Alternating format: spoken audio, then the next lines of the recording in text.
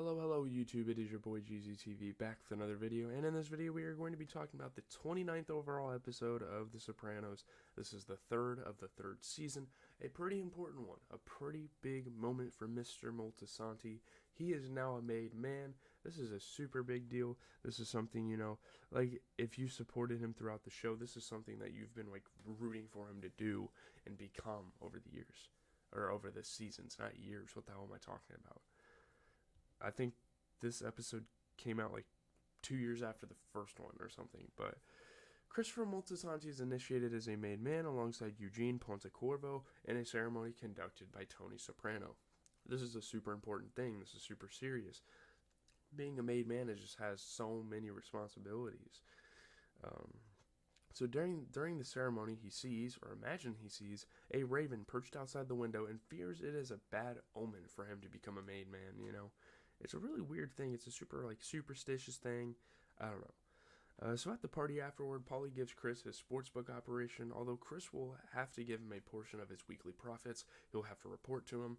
It's all, they're betting, obviously, and they're, using analysts and winning, pretty much getting free money out of it, So it's kind of stupid, though, because you can't really be that mad when he doesn't give you the money because some of the sports bets won't hit. And that's something we'll see in this episode. I think that's kind of a dumb thing. Because as a sports fan, that feels, I don't know, it's weird. But Chris makes some bad judgments in his first week and comes up short. Paulie is unforgiving. He demands payment by the end of the week and imposes an extra payment for the delay. He's like, you got to take this seriously. You're a made man. You have to report to people. You have to keep trust and promises and all that stuff. So Jackie, a pro junior, has been taking pre-med courses at Rutgers University, but is skipping classes and planning criminal activities. Obviously, Rutgers is one of the most prestigious schools in the New York area. So, yeah, I think it's in New York, right?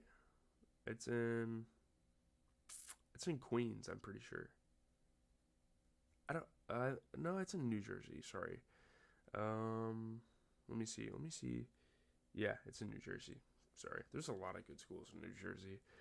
But, Tony asks him to meet, but Jackie shows up late and is super disrespectful. He completely disregards this meeting. He doesn't care at all. Jackie's uncle, Richie Aprile, has disappeared. Jackie believes that Tony had Richie killed, and Tony knows this. Tony, understands that he would think he did this. He didn't, though. And there's no evidence that Jackie Jr. can find that proves that Tony did it because, well, he didn't do it. So Tony denies having anything to do with Richie's disappearance. I mean, he has something to do with it, but he wasn't the one that actually killed him. Saying that Richie was an informant who is now in the witness protection program. This is the huge alibi that he told his mom to use, told his sister to use if anyone asked about him. And yeah. So Tony was close to Jackie's father, who did not want Jackie to follow a life of crime. He's trying to keep this kid off the streets. He's trying to keep him a goody two-shoes,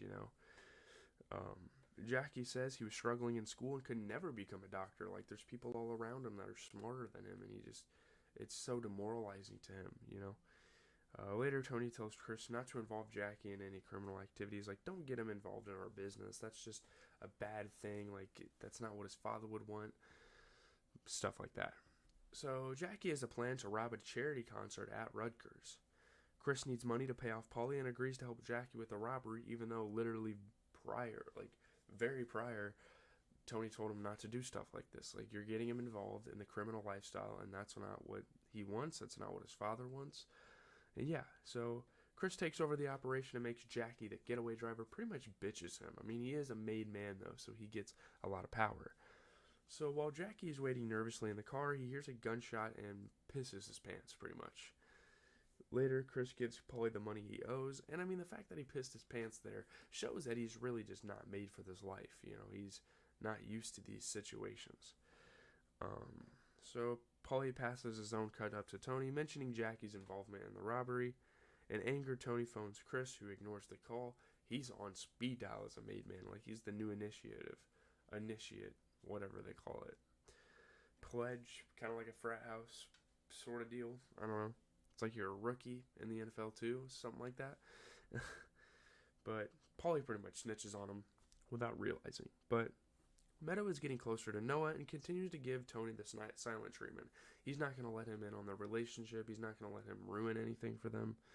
AJ joins the school football team, making his father very proud, especially when he recovers a fumble at a game, which was a super cool moment to see him and his father kind of get together over that and bond. So when AJ is made defensive captain and praised effusively, he passes out on the field, which is kind of interesting, I guess, because obviously there's like a long genetic history with the Sopranos and like them passing out of nowhere. But Svetlana claims she has the right to keep Olivia's record collection. This is kind of like going from this storyline's kind of passing over from the last episode. In response, Janice steals her artificial leg. Super fucked up. Svetlana tells Tony, who goes to the house to meet her, and this is just another one of those situations. He's just sick of Janice. He wants her to kind of go home. Irina is also there, but he keeps his distance from her. He does not want to mess with her anymore.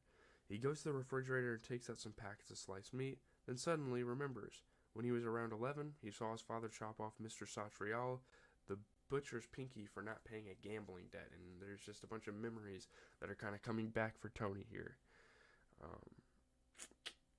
So at dinner that night, his mother was excited for the fresh, juicy joint of meat.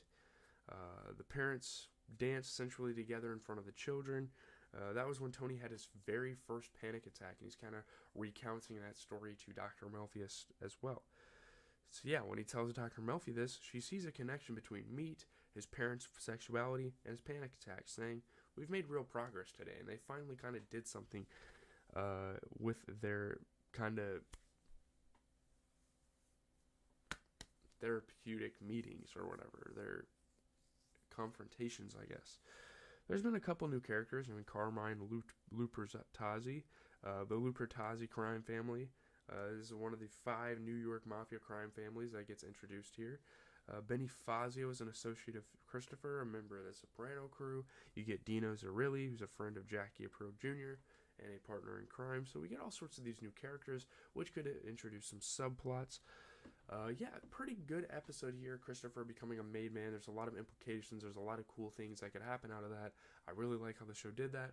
But I gotta go. I gotta get my bag packed, pack stuff up in my car. I'm going home for the weekend. I'm probably gonna record all my stuff on my laptop though, so there won't be any like crazy high quality streams. If I do a stream at all, it's probably gonna look like shit. But I still got to do content for you guys, getting this out. Obviously, there's an NBA recap coming out later, and then tomorrow we're going to be doing an